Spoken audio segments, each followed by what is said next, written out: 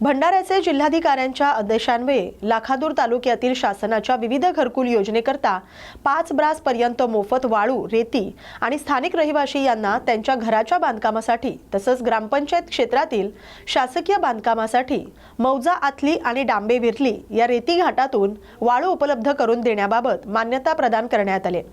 या अनुषंगाने लाखादूर तालुक्यातील सर्व घरकुल लाभार्थ्यांना सूचित करण्यात आले। तहसील कार्यालय लाखादूर मार्फत मौजा आथली आणि डांबे विर्ली या 2 रेती घाटातून 22 डिसेंबर 2025 पासून तालुक्यातील सर्व घरकुल लाभार्थ्यांना 5 ब्रासपर्यंत मोफत वाळू वाटप करण्यात येईल। घरकुल लाभार्थ्यांनी आपले आधार कार्ड आणि OTP करता लिंक असलेला मोबाईल सह स्वतः रेती घाटावर हजर राहून तालुक्यातील सर्व घरकुल लाभार्थ्यांनी सदर योजनेचा लाभ घ्यावा असं आवाहन लाखादूरचे तहसीलदार दत्ता धकाते यांनी केले। या बातमीचा आढावा घेतलाय प्रतिनिधी प्रकाश नागतोडे यांनी। हिमायतनगर तालुक्यातील जवळगाव इथं पंजाबराव पाटील जवळगावकर यांच्या 25व्या पुण्यतिथीनिमित्त अभिवादन कार्यक्रम संपन्न झाला। यावेळी पंजाबराव पाटील जवळगावकर यांच्या कार्यावर मान्यवरांची भाषणे झाली।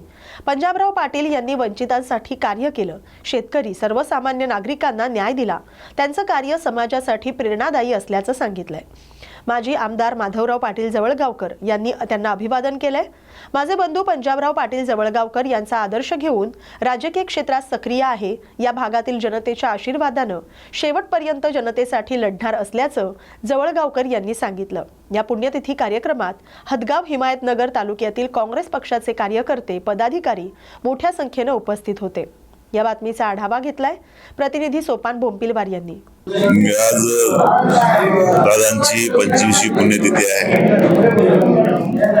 या निमित्ताने एवढं सांगू इच्छितो, त्यांनी जे स्वतःच्या कर्तृत्वावर त्या ठिकाणी जनतेची सेवा केली, आजही जनतेमध्ये सर्वसामान्याचा नेता म्हणून त्यांचं 25 वर्षानंतर सुद्धा आज गावोगाव त्यांचं नाव निघते, त्यांची लोक आठवण काढतात। मी ईश्वराला एवढंच प्रार्थना करतो की त्यांच्याच पावलावर पाऊल, त्यांच्याच पद्धतीने चालण्याची मला सुद्धा ईश्वर त्याच पद्धतीने सद्बुद्धी देव, आणि मी सुद्धा प्रयत्न करेल की माझ्या दादांच्या संस्कार, त्यांच्या पावलावर पाऊल, त्यांनी ज्या पद्धतीने सेवा केली ती सेवा शेवटपर्यंत करण्याचा मी प्रयत्न करेल, हेच मी या निमित्ताने आपल्याला सांगतो। साहेब, उद्या नगरपंचायतचा निकाल लागणार आहे, जनतेचा कौल काय असणार? मी आता उद्या निकाल आहे, उद्या मतमोजणी आहे, आणि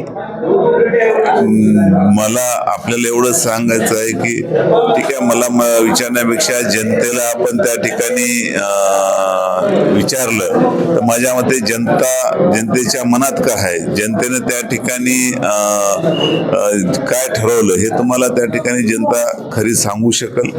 कारण मला तर असं वाटतंय की जनतेने हा काँग्रेस पक्षाला निश्चित कौल दिला असावा, आणि उद्या ते आता आपल्या मतमोजणीच्या माध्यमातून समोर येईलच।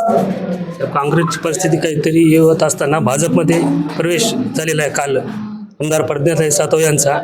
त्यानंतर आपल्या देखील पोस्ट सोशल मीडियावर झळकत आहेत की जवळगावकर एकनिष्ठ राहिले अशा। नाही, मी मागही सांगितलं, आजही सांगायलो, मला जायचं असलं तर मी ज्यावेळेस राज्याचे नेते अशोक चव्हाण साहेब गेले त्याच वेळेस कदाचित गेलो असतो, पण मला त्या ठिकाणी ज्या पक्षाने मला खूप काही दिलं आणि ज्या पक्षाच्या विचारधारेचे आम्ही जुडलेलो आहोत, म्हणून त्या ठिकाणी ज्यांनी पक्ष सोडून गेले त्यांना एवढंच सांगायचं आहे की काँग्रेस पक्षामुळे ज्यांची ओळख झाली होती, निदान त्या पक्षाला तरी बैमान व्हायला पाहिजे नव्हतं, असं मला वाटते। भारतीय जनता पार्टीमध्ये सध्या इनकमिंग मोठ्या प्रमाणात सुरू आहे, परंतु कित्येक वर्षांपासून भारतीय जनता पार्टीसाठी तळागाळातून काम करणारे कार्यकर्ते सध्या निवडणूक असल्यामुळे कामाला लागलेत। नवीन कार्यकर्त्यांना घेताना जुन्या कार्यकर्त्यांचाही विचार करावा, असं आमदार संजय केणेकर यांनी पक्षप्रवेश करून घेणाऱ्यांना टोला लगावलाय। दिसून येईल एक हिंदुत्वाचा झंझावत भारतीय जनता पार्टीने दिशेने येतोय। दुसरीकडे उद्धव ठाकरेंनी जो प्रवेश घेतला रशीद मामूचा, ज्यानं धार्मिक दंगलीमध्ये सर्व जाती जाती धर्मामध्ये दंगली घडवण्याचं काम केलं, अशा माजी महापौर रशीद मामूचा प्रवेश आणि इकडे हिंदुत्वाचा झंझावत असणारा मनोज गांगवे याचा प्रवेश, याच्याहून कळून घ्या भारतीय जनता पार्टीने महाराष्ट्रामध्ये सर्व प्रकारे विश्वासार्हता जिंकलेली आहे. एक सांस्कृतिक धारवारला धरून हा प्रवेश होतोय. निश्चितपणे मनोज गांगवेचा आम्ही मोठ्या प्रमाणावर स्वागत केलेलं आहे. पण आपण असं भाषणामध्ये बोलले किंवा तो जुना कार्यकर्ता सन्मान व्हायला पाहिजे. हे बघा, आम्ही ज्यांना जनतेचा विश्वास आहे त्या नेत्यांना प्रवेश करताना हे सांगितलं, जुन्या कार्यकर्त्यांचाही विश्वास तुम्ही जिंकावा ही भावना ठेवतो, कारण ज्याची ताकद आहे त्याला खऱ्या अर्थानं जनतेच्या सेवेसाठी निवडणारा पक्ष. बुलढाणा जिल्ह्यातील 11 नगर परिषदेसाठी झालेल्या मतदानानंतर 21 डिसेंबर रोजी मतमोजणी प्रक्रिया पार पडणार आहे. यासाठी निवडणूक आयोगाकडून मतमोजणीची तयारी पूर्ण झाली असून मतमोजणी केंद्रावर पोलिसांचा चोख बंदोबस्त असणार आहे. सोबतच मतमोजणी केंद्रावर जाण्यासाठी उमेदवार, मतमोजणी प्रतिनिधी त्याचबरोबर इतर कार्यरत कर्मचाऱ्यांना मोबाईल, डिजिटल वॉच किंवा इतर इलेक्ट्रॉनिक वस्तू घेऊन जाण्यास बंदी करण्यात आली. बुलढाणा मिरवणुकीसाठी बंदी करण्यात आल्यानं विजय मिरवणुकीला एकही परवानगी देण्यात आलेली नाही. बुलढाणा शहरवासियांना नमस्कार. बुलढाणातील उद्या नगरपालिकेचे मतमोजणी दिवस आहे. त्या दिवशी कुठल्याही अफवांवर नागरिकांनी विश्वास ठेवू नये, शांतता राखावी. उद्या बुलढाण्यात रविवारी बाजार हा रद्द करण्यात आलेला आहे. तसेच मतदान प्रतिनिधी, उमेदवार यांना विनंती आहे की पोलिसांनी जिथे बॅरिकेडिंग लावलेले आहे त्याच्या मागेच मोबाईल, इलेक्ट्रॉनिक डिव्हाइस किंवा आपल्याकडे इलेक्ट्रॉनिक असलेल्या गोष्टी ह्या तिथे सोडून याव्या.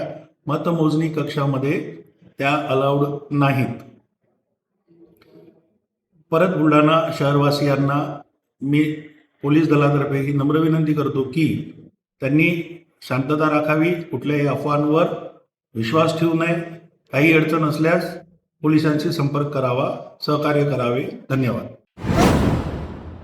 अकोला महापालिका निवडणुकीच्या पार्श्वभूमीवर भाजप बंडखोरांच्या नव्या आघाडीसोबत भाजपकडून चर्चा करण्यात येणार आहे. या चर्चेतून मतभेद दूर करण्याचा प्रयत्न केला जाईल. मात्र भाजपमध्ये कोणतीही दरी पडणार नाही असा विश्वास महसूल मंत्री तसंच भाजप नेते चंद्रशेखर बावनकुळे यांनी व्यक्त केलाय. ते आज अकोल्यात भाजपच्या प्रमुख पदाधिकाऱ्यांच्या आढावा बैठकीसाठी आले असता माध्यमांशी बोलत होते. दरम्यान भाजपचे माजी गृहराज्यमंत्री डॉक्टर रणजित पाटील यांचे पुतणे आशिष पवित्रकार यांनी नाराज भाजप बंडखोरांची मोठ बांधत नवी आघाडी स्थापन करण्याच्या हालचाली सुरू केल्यानं पक्षाची डोकेदुखी वाढले. भाजपच्या 7 माजी नगरसेवकांसह घेतलेल्या सहविचार सभेत स्वतंत्र आघाडी उभारण्याचा इशारा देण्यात आला होता. शिंदे गट आणि भाजप नाराज असल्याचे नाही, आमची कुठलीही नाराजी नाही. त्यांच्या पक्षाचा निर्णय त्यांनी करायचा आहे. अजितदादांनी निर्णय करायचा आहे की राष्ट्रवादी काँग्रेसमध्ये कोणाला अध्यक्ष नेमायचं, कोणाला प्रभारी नेमायचं, कोण निवडणूक प्रमुख नेमायचं. जसं आमच्या अध्यक्षांनी रवींद्र चव्हाणजींनी मला प्रभारी राज्याचं म्हणून नेमणूक केली आहे. माननीय देवेंद्रजींनी त्या ठिकाणी मोठ्या प्रमाणावर त्या ठिकाणी आमच्या निवड केल्या. त्या शहराचे प्रमुख म्हणून आमच्या अध्यक्षांनी त्या ठिकाणी बसून कुठल्या शहराचे प्रभारी कोण राहतील, कुठल्या नगराचे प्रभारी कोण राहतील याच्या निवड केल्या आहेत. तो त्याचा पक्षाचा अधिकार आहे. त्यामुळं भाजपाचा अधिकार आहे भाजपाचे निवडणूक प्रमुख ठरवायचा, राष्ट्रवादीचा अधिकार त्यांचा आहे आणि एकनाथजीचा त्यांचा अधिकार आहे. त्यामुळे त्यामध्ये आमचं बोलणं योग्य नाही. नाराजी आहे का तुम्ही? काही नाराजी आमची नाही. त्यांनी त्यांचं निवडणूक लढवावी, आम्ही मैत्रीपूर्ण लढवू आणि कुठेही आमच्याकडनं मनभेद होणार नाही. सर, नांदेडच्या धर्माबादमध्ये भाजप आमदारांनी काही मतदारांना कोंडल्याचा आरोप होत आहे. नाही, आरोप काही होत असतात निवडणुकीमध्ये, त्यामुळं असं काही नाही. चुकीच्या पद्धतीने दिवसभर विरोधक जेव्हा निवडणूक हरतात तेव्हा अशा पद्धतीचे आरोप लावतात. मतदारांनी आरोप केला तसं मतदारांनी मग ते पोलीस चौकशी करतील, निवडणूक आयोग चौकशी करेल, राज्य निवडणूक आयोग चौकशी करेल, पोलीस चौकशी करतील. उद्याचे निकाल लागल्यानंतर जी बोलणी आहे महायुतीमधली त्याची दिशा बदलेल का? कारण काही दिशा बदलत नाही. आमची बोलणी ऑलरेडी झाली आहे. एकनाथजी, देवेंद्रजी आपसात ऑलरेडी बसले आहेत. रवींद्र चव्हाणजी आमचे अध्यक्ष बसलेले आहेत. त्यामुळं प्रत्येक महानगरपालिकेमध्ये 5-5 लोकांची टीम आम्ही तयार केलेली आहे महायुतीसाठी. ती टीम बोलत आहे आणि मला वाटतं की राज्यामध्ये चांगल्या पद्धतीने भाजपा शिवसेनेची महायुती होईल आणि सोबत जिथे इथे अजितदादा आमच्याशी चर्चा करतील तिथं अजितदादासोबतही होईल. तुम्ही म्हणता की भाजपला लँडस्लाईड जागा मिळतील, म्हणजे भाजपला एवढ्या मोठ्या जागा मिळाल्यानंतर तुम्ही वरचढ व्हाल का? त्याला वरचढ आमच्याकडे नाही आहे. आम्ही निवडणूक जिंकलो तरी आमच्यामध्ये उन्माद येत नाही, आणि निवडणूक हरलो तर आम्ही निराश होत नाही. तर ठाकरे त्यामुळं आम्ही कधी उन्मादात जाणार नाही, निराशी होणार नाही. ठाकरे त्यामुळं आमची लढण्याची हिंमत आहे. आम्ही नेहमीच लढत आलो आहे. हारल्या जिंकण्याने आमच्या स्वभावावर काही परिणाम पडत नाही. तर ठाकरे बंधूंची जागा वाटपावरून अजूनही बोलणी पूर्ण झाली त्यांचं काय करायचं त्यांचं त्यांनी पाहायचं. भाजपला जोरदार टक्कर देण्याची तयारी आहे. नाही, होऊ द्या ना. आम्ही 51% ची लढाई जिंकणार आहोत. 51% मतं घेऊन जिंकणार आहोत. त्यामुळे ते कुणी एकत्र आले. 20 पार्ट्या जेव्हा एक आल्या इंडिया आघाडीच्या, तेव्हा आम्ही घाबरलो नाही. 20 पार्ट्या एक आल्या विधानसभेमध्ये, तेव्हा आम्ही त्या ठिकाणी कुठली निवडणुकीत डामाडोल झालो नाही. 51% मतं घेऊन आम्ही जिंकलो महाराष्ट्रात विधानसभेमध्ये. आताही जिंकू आम्ही. किती लोक येऊ द्या, आम्ही जिंकू. ठाकरे बंधूंना शेवटी जनता आमच्या सोबत आहे. पहा, कोण मोठे लोक एक झाल्याने कधी निवडणुका जिंकत नाही. जनता मतदार ज्यांच्या बाजूने आहे तेच निवडणूक जिंकतात. हे तुम्ही बघितलं आहे. लोकसभेत तुम्ही बघितलं, आम्हाला फटका बसला. आम्ही विधानसभेमध्ये आमच्या त्या ठिकाणी काही संघटनेमध्ये आम्ही काही पुढाकार घेतले, सरकार म्हणून काही पुढाकार झाली, आणि त्यामुळे मग विधानसभेत आम्हाला त्याचं यश मिळालं. नगरपालिका महानगरपालिकेमध्ये आम्ही चांगलं काम करतो, आम्हाला यश मिळेल. जनता आमच्या बाजूने आहे. मोदीचं सरकार, देवेंद्र फडणवीसचं सरकार, डबल इंजिन सरकारला जनतेची पसंती आहे, आणि लोकांना विश्वास आहे. आज अकोल्यामध्ये मी आलो आहे, अकोल्यात विश्वास आहे लोकांना की डबल इंजिन सरकारच विकसित अकोला करू शकतं. डबल इंजिन सरकारच अकोल्याचा विकास करू शकतं. डबल इंजिन सरकारच अकोल्याच्या विकसित अकोल्याचा संकल्प पूर्ण करू शकतं. त्यामुळे अकोल्याची जनता भाजपाला मत देईल. नांदेडच्या धर्माबादमध्ये एका महिलेला बोगस मतदान करताना पकडले. त्यामुळे नांदेडच्या धर्माबादमध्ये प्रचंड राडा झालाय. तेलंगणातील मतदार येऊन बोगस मतदान करत असल्याचा आरोप करण्यात आलाय.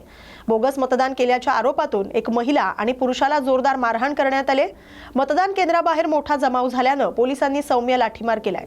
यावेळी पोलिसांकडून पत्रकारांनाही धक्काबुक्की करण्यात आली. मंथन पाळनकर यांची 19 डिसेंबरच्या दुपारी नांदगाव पेठ टोल नाकाजवळील वाळकी डॅम जवळ काही युवकांनी चाकूनं निर्घृण हत्या केली होती. या हत्येची माहिती मिळताच मृत मंथनच्या मित्रांनी रात्री शंकरनगरातील केडिया नगर आणि बचत मॉल परिसरात वाहनं आणि दुकानांची तोडफोड करून दहशत माजवली. काही व्यावसायिकांना मारहाण करून धमकी देखील दिली. बीच में आना नहीं वरना सबको मार देंगे असं बोलून परिसरात भीतीदायक तसंच दहशतीचं वातावरण निर्माण केलं. हा संपूर्ण प्रकार सीसीटीव्ही कॅमेऱ्यात कैद झालाय. काल संध्याकाळी 4 वाजताच्या दरम्यान नांदगाव पोलीस स्टेशनमध्ये आपला बोर नदी प्रकल्प तिथे जे वाळकी डॅम आहे तिथे एक तरुण युवक होता, त्यांची हत्या झाली होती.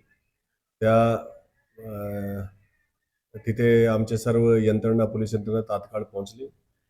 तिथे त्यांची जी हत्या धारदार हत्याराने केली होती त्या संबंधाने आपण CR नंबर 450/2025 अंतर्गत धारा 103, 190, 91, 61 अंतर्गत दर्ज केला होता. त्याच्यामध्ये तपास जलद गतीने केला आणि त्याच्यामध्ये अवधी काही तासात आम्ही आरोपी निष्पन्न केले आणि त्याच्यामध्ये 3 आरोपी आपल्या ताब्यात आहे. सध्या त्यांच्या PCR घेण्याचे काम सुरू आहे. त्या घटनाच्या अनुषंगाने ते जो मृतक होता त्यांचे काही मित्रमंडळी त्यांनी राजापेठ पोलीस स्टेशन अंतर्गत जे केडिया नगर, शंकरनगर जो एरिया आहे तिथे मोटरसायकलवर दहशत पसरवली. त्यांनी संगनमत करून लोखंडी रॉड, दांडक्याने काही गाड्याचं नुकसान केला. त्याच्यामध्ये तातडीने पोलीस त्या घटनास्थळी पोहोचली आणि परिस्थिती हाताळली. त्याच्यामध्ये रात्री आम्ही क्राईम नंबर 794/2025 अंतर्गत धारा 189, 90, 91, 109, 311, 310, 324, 351, 52 सयपटीत 61 BNS अंतर्गत दर्ज केला. त्याच्यामध्ये तातडीने आरोपी आम्ही निष्पन्न केले आणि रात्री जवळपास 18 आरोपी आम्ही ताब्यात घेतले. त्याच्यामध्ये 12 आरोपी जो मेजर आहे आणि 8 आरोपी जो आहे विधी संघर्षित आहे. त्यांनी त्यांचे पालकाचे हवाला केला. आता हे जो आरोपी आहे त्यांना जे विधी संघर्षित आरोपी आहे त्यांना बाल न्यायालयासमोर हजर करणार आहे आणि जे मेजर आरोपी आहे त्यांना आता न्यायालयासमोर हजर करून त्यांच्या पोलीस कस्टडी रिमांड घेणार आहे. भुसावळ तालुक्यातील वरणगाव नगर परिषदेच्या निवडणुकीचे मतदान प्रक्रियेच्या आजचा शेवटचा दिवस आहे आणि रविवारी मतमोजणी होणार आहे. निकालानंतर कोणत्याही उमेदवाराला मिरवणुकीची परवानगी नाही अशी माहिती DYSP ढवळे यांनी दिली आहे. वरणगाव नगर परिषदेच्या मतमोजणीच्या ठिकाणी आणि वरणगावमध्ये 10 अतिरिक्त पोलीस बंदोबस्त आणि 40 होमगार्डचा बंदोबस्त ठेवण्यात आलाय. निकालानंतर कोणताही अनुचित प्रकार घडू नये यासाठी चोख पोलीस बंदोबस्त तैनात करण्यात आलाय. निकालानंतर कोणत्याही विजयी उमेदवाराला मिरवणुकीची अथवा वाद्य वाजवण्याची परवानगी नसल्याची माहिती DYSP ढवळे यांनी दिली आहे. उद्या वरणगावमध्ये मतमोजणी आहे. एकदम कडेकोट बंदोबस्त करण्यात आलेला आहे. स्थानिक पोलीस स्टेशनचे 30 अंमलदार, बाहेरून 10 अंमलदार त्यांना दिलेत आणि 60 होमगार्ड दिलेले आहेत. त्यांच्याकडे एक SRPFचं प्लॅटून पण आहे. त्याचप्रमाणे आमच्याकडे एक RCP आहे आणि ती देखील उद्या मी बंदोबस्त आम्ही इथे घेऊन येणार आहे. त्याच्यामुळे बंदोबस्त एकदम चोख दिलेला आहे. माननीय जिल्हाधिकारी साहेब जळगाव यांनी कोणतीही मिरवणूक काढण्यासाठी प्रतिबंध केलेला आहे. उद्या कुठलीही मिरवणूक निघणार नाही, कुठलीही DJ वाजणार नाही, कुठलीही मिरवणूक निघणार नाही आहे. त्याच्यामुळे जर कोणी निवडणूक काढली, कोणी गर्दी केली तर त्यांच्यावर गुन्हा दाखल होणार आहेत आणि जर पराभूत उमेदवारांना त्यांच्या घरासमोर डान्स करणे, तिथे काही फटाके फोडणे असे जर कृत्य केले तर गंभीर गुन्हे दाखल करण्याचे आदेश आहेत. त्याच्यामुळे अतिशय कठोर आम्ही कारवाई करणार आहोत. तर माझी विजयी उमेदवार त्याचप्रमाणे नागरिकांना पण एक विनंती आहे की जरी आपण विजयी झाले असलात तरी त्याचा उन्माद होऊ देऊ नका. तुमच्या कृतीमुळे पराभूत उमेदवार किंवा इतर नागरिक यांना भीती वाटेल, यांना त्यांचा अपमान झाल्यासारखं वाटेल असे कुठलेही कृत्य आपण करू नका. आणि आमचा चोख बंदोबस्त असणार आहे. पोलीस फोर्स आमच्याकडे सफिशियंट आहे, पुरेसा आहे. त्याच्यामुळे तुम्ही काही कायद्याचा भंग केला की तुमच्यावर कठोर कारवाई करणार आणि तुम्हाला अटक पण होणार आहे. त्याच्यामुळे सर्वांना नागरिकांना विनंती आहे आणि विशेषतः जे विजयी झालेले उमेदवार आहेत त्यांना माझी विनंती आहे की कुठलाही तुम्ही मिरवणूक काढू नका, कुठलीही करू नका. 3-4 दिवसानंतर तुम्ही जर आम्हाला कायदेशीर पत्र दिलं मिरवणूक काढण्याकरता तर त्याचा आम्ही रूट पाहू आणि रूट पाहून त्यानंतर तुम्हाला आम्ही परवानगी नंतर देण्याचा विचार करू. भिवंडी शहरातील पारसनाथ कॉम्प्लेक्समध्ये असलेल्या 9 to 9 इलेक्ट्रॉनिक या दुकानाच्या गोदामाला अचानक भीषण आग लागल्याची घटना घडली.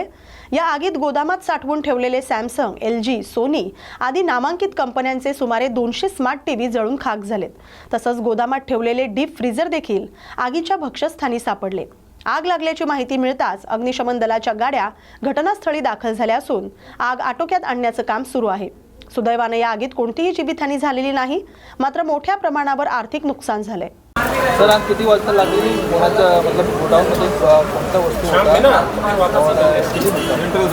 आम्हाला आगीचा कॉल 10:55 अंजूरफाटा फायर स्टेशन येथे कॉल मिळाला. तसं ताबडतोब आमची फायर इंजिन घटनास्थळी पोहोचून पाहणी केली असता पारसनाथ कंपाऊंड येथे 3ऱ्या माळ्यावर TVचा गोडाऊनला आग लागलेली होती. त्या गोडाऊनमध्ये इलेक्ट्रिक सामान म्हणजे 200 TV जळाल्याची माहिती मिळाली. LG, सॅमसंग, सोनी TV असे होते. नवी मुंबई महानगरपालिका निवडणुकीसाठी राजकीय पक्षांनी तयारी सुरू केली. याच पार्श्वभूमीवर शिवसेना शिंदे गटाच्या वतीनं वाशी इथं उमेदवारांच्या मुलाखती घेण्यात आल्यात. यावेळी खासदार नरेश म्हस्के यांच्या उपस्थितीत इच्छुक उमेदवारांच्या मुलाखती घेण्यात आल्यात. यावेळी बेलापूर आणि ऐरोली मतदारसंघात अनेक इच्छुक उमेदवारांनी सहभाग दाखवला. आता पक्षाची बैठक होऊन उमेदवारी निश्चित केली जाईल असं नरेश म्हस्के यांनी सांगितलंय. सर्वात कसा रिस्पॉन्स आहे काय नाही आपण पाहताय, खूप चांगला रिस्पॉन्स, प्रतिसाद या नवी मुंबईमध्ये निवडणुकीला उभं राहण्याकरता पदाधिकारी कार्यकर्त्यांचा मिळतोय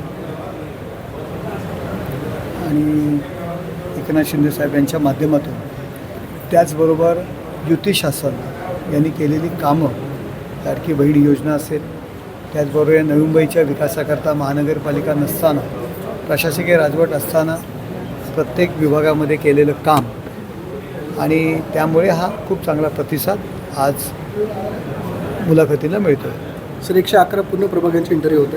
हो, पूर्ण 111 प्रभागांच्या या ठिकाणी मुलाखती होत आहेत. महायुती व्हावी अशी आमची इच्छा आहे. मी काल स्वतः डॉक्टर राजेश पाटील यांना स्वतः सकाळी फोन केला होता, शहराध्यक्ष, आणि त्या दृष्टीने आपण प्रयत्न करूया असं त्यांच्याशी माझं. या बातमीसोबतच बातमी महाराष्ट्राची मध्ये आता इथेच थांबतोय. अशाच महत्त्वाच्या बातम्यांसाठी पाहत राहा न्यूज मराठी 24/7. नवा भारत, नवा विचार.